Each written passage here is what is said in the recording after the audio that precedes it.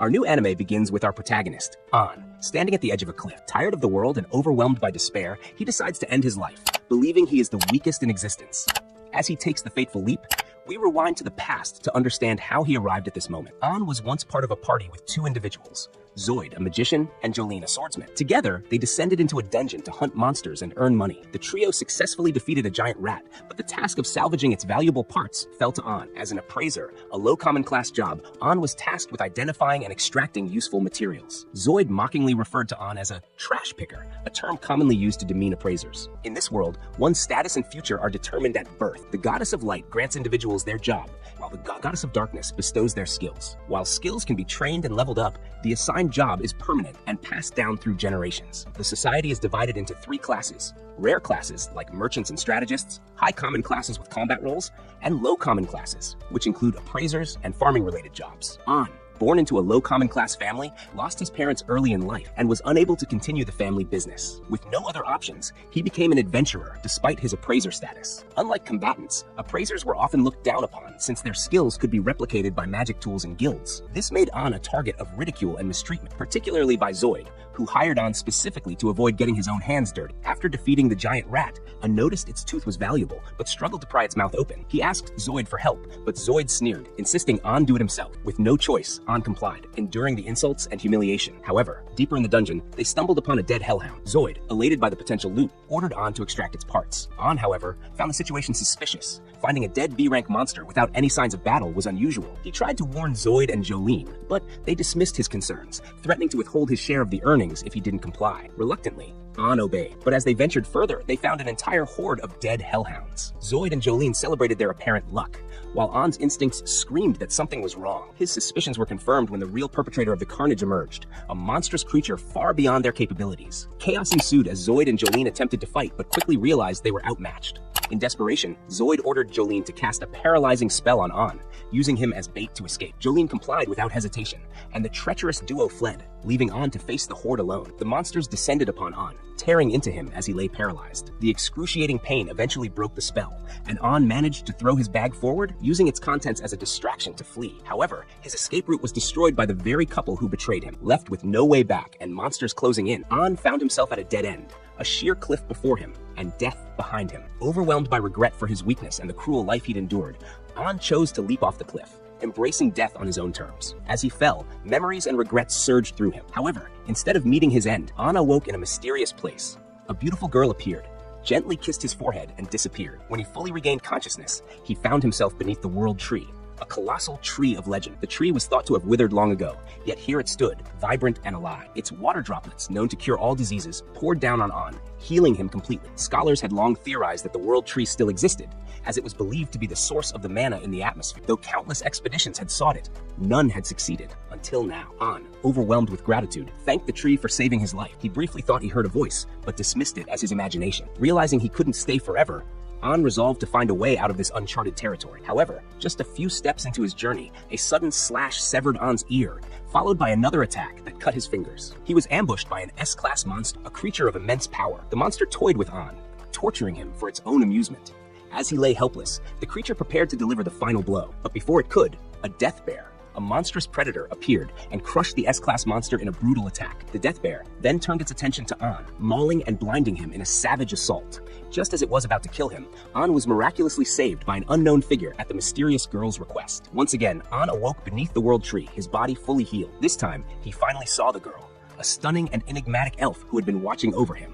Ian woke up again, this time finding the mysterious girl from before standing by his bedside. Her mother urged him to drink the tea her daughter had prepared. Before Ian could say a word, the woman insisted, stuffing the tea into his hands. It tasted good, which made the girl, Yuri, smile brightly, though her mother, Ursula, looked far less pleased. Yuri introduced herself and explained that she had begged her mother to save Ian. When Ian thanked her, Yuri humbly refused to take the credit, but Ursula clarified that it was indeed her daughter's pleading that had moved her to act. Ian learned that Ursula was the guardian of one of the 9 world trees scattered across the land. She had raised Yuri, who was born from the tree itself, which explained Yuri's ethereal beauty. However, Ursula remained on edge, clearly disapproving of Ian getting close to her daughter. Then, Ian remembered his missing eye, which had been slashed by the death bear. Ursula explained that she had replaced it with a fragment of the world tree, again at Yuri's request. Ian asked Yuri why she had gone to such lengths for him, and she revealed that he was the first person who had ever thanked her for saving them. In the past, she had rescued others, only for them to harm her by taking branches from her tree form. When Ian thanked Yuri again, Ursula impatiently declared it was time for him to leave. However,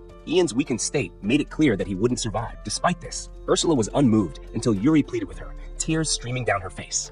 Reluctantly, Ursula agreed to train Ian, stating that she would not tolerate any slacking. Training began immediately. Ursula led Ian to a dark, pitch-black dungeon and instructed him to use his new spirit eye, which was imbued with the World Tree's power. As Ian focused, he began to sense the power within the eye and could see clearly in the darkness. For the first stage of training, Ursula summoned a gremlin, instructing Ian to dodge its attacks. She explained that combining his spirit eye with his appraisal skill would sharpen his observational abilities to an extraordinary degree. At first, Ian struggled, but with repeated efforts and the healing properties of the World Tree droplet Yuri had given him, he began to improve. After a week of relentless practice, Ian mastered basic defensive techniques. Next came offense.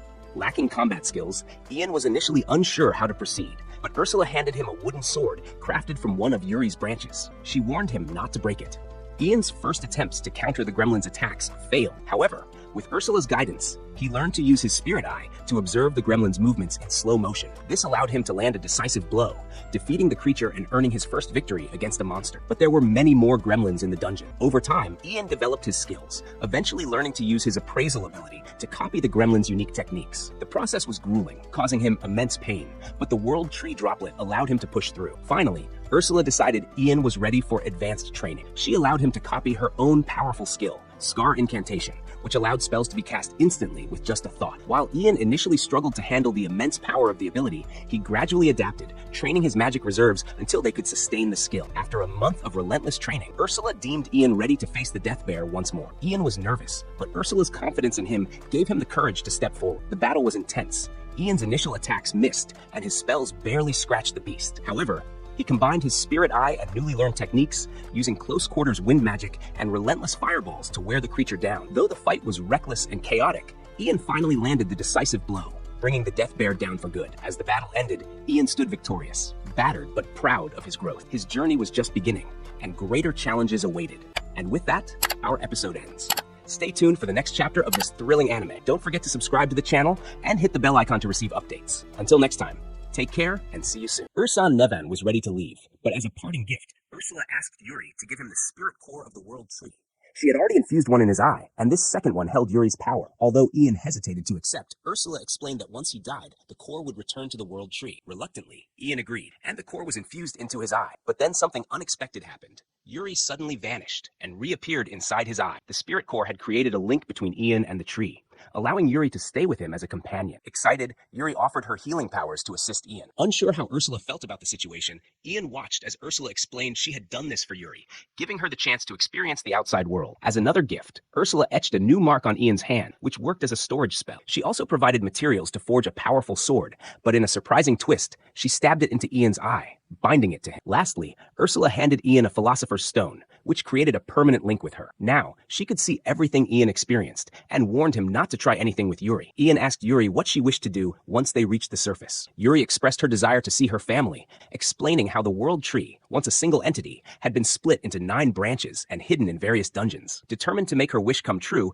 Ian took his first step outside. Guided by Ursula, Ian encountered a viper. He defeated it, and Yuri instantly healed him, sparing him the usual headaches from battles.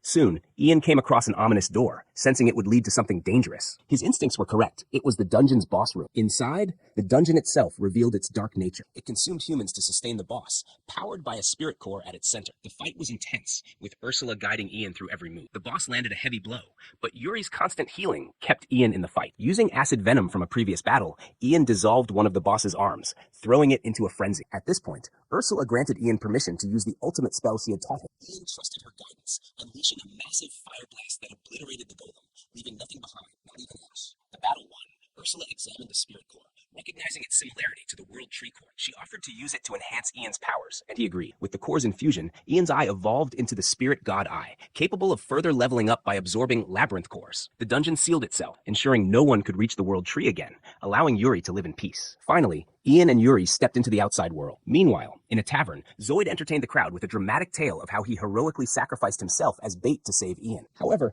Ian arrived just in time to expose Zoid's lies. Furious, Zoid claimed Ian couldn't have survived, but the crowd noticed Zoid's rage seemed out of place. Ian revealed how Zoid and Jolene had paralyzed him and left him for dead. The crowd turned against Zoid, but Ian stopped. He acknowledged that if Zoid hadn't abandoned him, he never would have met Yuri and Ursula. Thanking Zoid, Ian left the tavern. Ian soon ventured into another dungeon and acquired its core to level up his eye, though there was no sign of a world tree. Ursula accepted this, understanding that finding the world tree wouldn't be easy. Yuri remained hopeful. During their journey, they heard a woman's voice and rushed to help. Monsters were attacking a group of survivors. Ian and Yuri saved everyone still alive, but one of them, a young woman named Claudia, instantly fell for Ian. Embarrassed, Ian asked her companion Jasper to intervene, only to learn he wasn't her brother. Jasper introduced himself as the head of J Trading Company, and Claudia revealed herself as the third princess of the kingdom. Grateful for their rescue, Jasper invited Ian and Yuri to his manor. Claudia, still smitten, boldly declared her interest in Ian. To deter her, Yuri claimed to be Ian's wife, but Claudia wasn't discouraged, suggesting she could become his second. While Yuri was flustered, Ursula found Claudia amusing,